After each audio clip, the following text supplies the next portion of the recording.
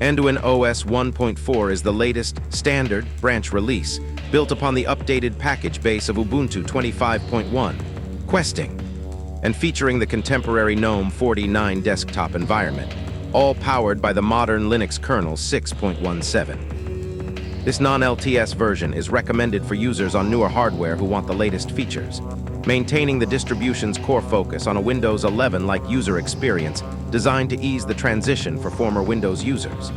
While its ISO remains small and emphasizes privacy by gathering no telemetry, this specific release has a standard 9-month support cycle, leveraging Flatpak for graphical applications to keep the base system clean and secure.